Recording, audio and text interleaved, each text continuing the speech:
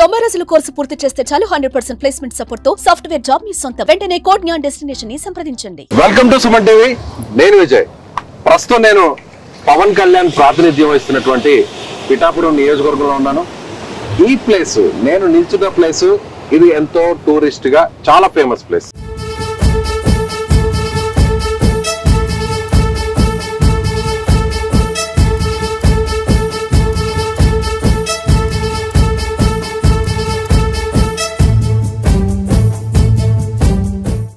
అదే ఉప్పాడ బీచ్.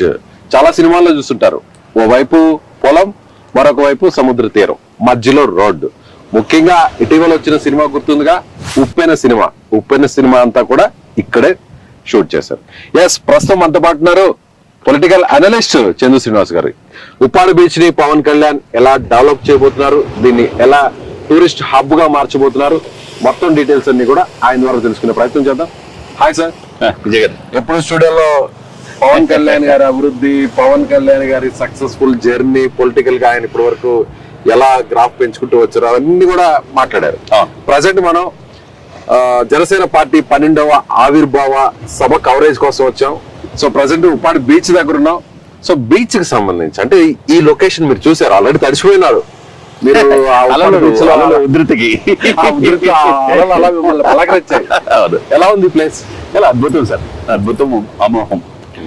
అంటే మన దేశంలో రాక్ గార్డెన్ అనే ఒకటి ఉంటది, అంటే సీకి సంబంధించి రిటైర్మెంట్ ఉద్యోగుల స్వర్గధామం అనేది పాండిచేరిలో మనం చూస్తాం. పాండిచేరి దేశంలో అక్కడ ఎక్కువగా నివసిస్తారు మన దేశం వ్యాప్తంగా. ఆ తర్వాత మనం కాకినాడ ఎక్కువ మంది రిటైర్డ్ ఉద్యోగులు చేస్తారు, ఎందుకంటే తీర ప్రాంతం ఉంది కాబట్టి.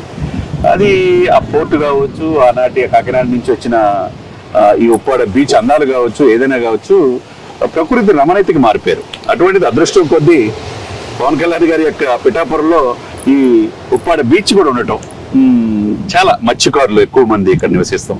వాళ్ళకి ఎలక్షన్ ముందు ఆయన అనేక వాగ్దానాలు చేశారు. మీ అభివృద్ధి కోసం మీకు ఎన్నాళ్ళు తరతరాలుగా 4-5 దశాబ్దాలుగా లేనిది అభివృద్ధి నేను చూపిస్తానని చెప్పేసి ఆ రోజు స్వయంగా ఆయన చెప్పడం జరిగింది. అంటే మనం ఏమనుకోవాలంటే నాయకుడు చిత్తశుద్ధి ఎలా ఉంటుందంటే, విజయ్ గారు, తను ఏదో ఎలక్షన్ లో పోటీ చేసాం, ఎలక్షన్ మాటలు చెప్పాం, ఎన్నికలు అయిపోయావా, దుమ్ము దులిపేస్తున్నావా అనుకునేది కాకుండా ఇక్కడ ఏంటంటే వాస్తవ పరిస్థితులు ఏంటి, దీంట్లో ఎంతమంది ఓటర్లు ఉన్నారు, నాకు బెనిఫిట్ అవుతా లేదా మళ్ళా వేస్తారనేది చుట్టూ ఇక్కడ ప్రతి ఒక్కళ్ళు ఓటు వేసినా వేయకపోయినా పవన్ కళ్యాణ్ గారికి పిఠాపురం ప్రజలంతా తన బిడ్డలతో సమానంగా తన ఫ్యామిలీ లాగా భావిస్తారు. ఎందుకంటే ఆ రోజు చెప్పింది ఈ రోజు ఇదే తీర ప్రాంతం. మీరు చూస్తే కనుక విజయ్ గారు, ఇక్కడ జాగ్రత్త దాదాపుగా విజయ్ గారు, అక్కడ కాకినాడ పోర్టు, మన ఎంత యాక్రేజ్ పోర్టు. అవును, మొన్న సీజ్ ద షిప్ అనేది ఆ షిప్ సీజ్ ద షిప్ అన్నారు కదా పవన్ కళ్యాణ్ గారు. అక్కడే కాకినాడ పోర్టు, అక్కడే ఆ పోర్టు తీరం కూడా అక్కడే. ఆ షిప్స్ అన్ని చూడండి అట్లా, అంటే అవుట్ ఆఫ్ ఇక్కడి నుంచి ఇతర దేశాలకు వెళ్ళి మన దేశాల నుంచి ఎగుమతులయ్యి కూడా ఈ షిప్పుల ద్వారా వెళ్తుంటాయి. కాబట్టి ఈ తీర ప్రాంతాన్ని అభివృద్ధి చేయాల్సిన బాధ్యత ఇక్కడున్న ఎమ్మెల్యేదే ముందు ఉంటుంది. కాబట్టి ఆయన చెప్పాడు, క్లియర్ కట్గా చెప్పాడు, దేశానికి అంటే మెరీనా బీచ్ ని తలదన్నే విధంగా యాత్రికులు టూరిస్టులు ఎక్కువగా ఉండేట్టుగా దీన్ని తీర్చిదిద్దుతాను అంటాం. మరి ఈయనకంటే ముందు చాలా మంది ఇక్కడ ఎమ్మెల్యేలుగా పనిచేశారు. ఇది ఉప్పాడ తీరం మీకు కనిపిస్తుందిగా, చందు శ్రీనివాస్ గారు చెప్తున్నట్టుగా తీరం అంతా కూడా రాక్స్ తో నిండిపోయి ఉంటుంది. అంటే ఆ అలలు ఇట్లా రోడ్డు వైపు రాకుండా వాటిని కొంత మేర కట్టడి చేయడం కోసం ఈ రాక్స్ అన్నిటినీ కూడా, ఈ రాళ్ల బండలన్నింటినీ కూడా రోడ్డుకి ఇటువైపు వేస్తుంటారు. సో ఇలా ఇదే విధంగా మనకి పాండిచేరిలో కనిపిస్తుంది రాక్ బీచ్, మొత్తం రాక్స్ తో నిండిపోయి ఉంటుంది. సో పాండిచేరిని డెవలప్ చేశారు, అదే విధంగా పవన్ కళ్యాణ్ కూడా ఉప్పాడ బీచ్ ని డెవలప్ చేయాలనేటువంటి సంకల్పంతో ఉన్నారు. సో ఆ విషయాన్ని కూడా మనకి చంద్ర శ్రీనివాస్ గారు చెప్తారు. మనం మీరు చెప్పినట్టుగా ఈ రోడ్డు అంతా కూడా కోతకు గురైపోయింది, పాత రోడ్డు. గత ప్రభుత్వం నిర్లక్ష్యం కనపడుతుంది, క్లియర్ గా చూడండి. రోడ్ అంతా కూడా కోతకు గురైంది, కోసేస్తుంది మొత్తం అంతా కూడా. కోసేసి తర్వాత చివరికి అక్కడ కట్ అయిపోయింది, అక్కడ కట్ అయింది. అవును. సో కొత్తగా రోడ్డును కూడా వేశారు, కొత్తగా రోడ్డు వేశారు. అంటే ఇంకొక విషయం ఏంటంటే వ్యూవర్స్, ఇక్కడ ఉప్పాడ బీచ్ లో ఎప్పుడైతే తుఫాన్లు వస్తాయో, భారీ తుఫాన్లు లేదా తుఫాన్లు వస్తాయో, ఈ తీరం అంతా కూడా పూర్తిగా కోసేస్తుంది. సముద్ర అలలు ఇక్కడి నుంచి అక్కడ వరకు కూడా వెళ్తాయి.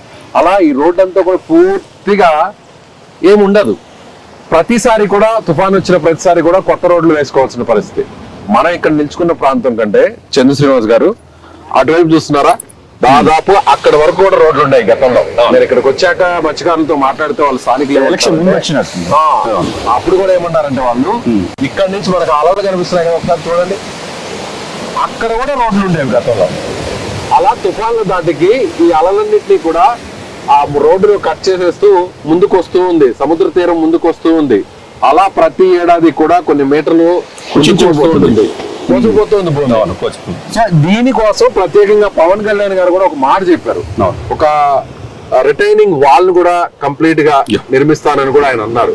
సో దానికి సంబంధించిన ఇంప్లిమెంటేషన్ జరిగే ప్రయత్నం డెఫినెట్ గా మెరైన్ ఇంజనీర్స్ ని పిలిపించారు, నేవల్ వాళ్ళని పిలిపించారు. అంటే ఆయన వచ్చిన ఫస్ట్ 1 month లోనే ఈ అధికారులు పిలిపించారు. అసలు ఉప్పాడ బీచ్ ని ఏ విధంగా మనం చేయొచ్చు, ఈ వాల్ ని పర్మనెంట్ గా ఇక్కడ ఉన్న కోతకు గురై ఇబ్బంది కలగకుండా ఇక్కడ నివసించారు. మీరు చెప్పినట్టు విజయ్ గారు, ఎక్కడ కూడా ఈ దేశంలో ఉప్పు సముద్రం ఏంటంటే మనకు తెలుసు, ఉప్పు నీళ్ళు ఉంటాయి. అవును, ఈ సముద్ర పాలలు ప్రకృతికి ఎంజాయ్ చేయడానికి ఉపయోగపడుతూ ఉంటాయి. అదే సమయంలో చేపలు పట్టడానికి మత్స్యకారులకు ఉపయోగపడతాయి. అదే సమయంలో ఎగుమతులు దిగుమతులు ఇతర దేశాలకు వెళ్తాను. కట్ చేస్తే ఎక్కడ కూడా ఈ సముద్రం ఇక్కడ ఉండి ఈ రోడ్డు మధ్యలో ఉంటే, రోడ్డు మధ్యలో దాటిన తర్వాత పంట పొలాలు ఎక్కడ లేవు. అది చాలా కొన్ని అడుగుల దూరంలోనే అలలేమో మనం నిల్చున్న ప్లేస్ లేమో అలలు ఉన్నాయి. ఎగ్జాక్ట్ గా మనం ఈ రోడ్డుకి అటువైపు చూస్తే పొలాలు ఉన్నాయి, పచ్చడి పొలాలు. కానీ ఇలాంటి అసలు ఆ ప్లేస్ నాకు తెలిసి దేశంలో ఎక్కడా లేదనుకోవాలి. కాబట్టి ఇప్పుడు పవన్ కళ్యాణ్ గారి యొక్క బాధ్యత డెఫినెట్ గా సెంటర్ లో మోదీ గారు ఉన్నారు. ఆయన ఏది అడిగితే ఆయన చేయడానికి రెడీగా ఉన్నారు. నిజంగా మీరు అన్నట్టు చంద్ర శ్రీనివాస్ గారు, ఈ ప్లేస్ అటు మత్స్యకారులకి లింక్ అయింది, అలాగే టూరిస్టులకి లింక్ అయింది, అలాగే దీనికి సంబంధించి కూడా అటు కాకినాడ పోర్టు కూడా దగ్గరలో ఉంది. సో పిఠాపురం నియోజకవర్గం ఇది కీలకంగా ఉంది, దగ్గరలో యానాం కూడా ఉంది. సో అన్ని కూడా చూస్తే పవన్ కళ్యాణ్ గారు ఉప్పాడ బీచ్ కి భవిష్యత్తులో ఒక భారీ ప్రణాళికతో దీన్ని డెవలప్ చేయడానికి సిద్ధంగా ఉన్నారనుకో. డెఫినెట్ గా గుజరాత్ తర్వాత తీర ప్రాంతం 974 కిలోమీటర్ తీర ప్రాంతం ఉంటుంది. తరతరాలుగా పాలించే వాళ్ళు పాలిస్తా ఉన్నారు తప్పితే ఈ యొక్క తీర ప్రాంతాన్ని ఉపయోగించుకోవటం చేతనైంది ఏకైక రాష్ట్రం గుజరాతే. ఇప్పుడు మినీ ఇండియా, మినీ వరల్డ్ ఉంది సార్ గుజరాత్ లో. ఇప్పుడు ఏపీ రాబోతుంది కూటమి ప్రభుత్వం. మీరు చెప్పినట్టు సార్ పవన్ కళ్యాణ్ గారు చరిత్ర నిలిచిపోతారు. దేశానికి తలదన్నే విధంగా పిఠాపురాన్ని తీర్చిదిద్దుతున్నాడు. ఒకవైపు టెంపుల్స్ తీర్చిదిద్దుతున్నాడు, ఒకవైపు పిహెచ్ సెంటర్స్ అప్గ్రేడ్ చేసి 100 beds తీసుకెళ్తున్నారు. రోడ్లు మనం ఎప్పుడు చూడండి, రోడ్లు కనెక్టివిటీ పెంచారు.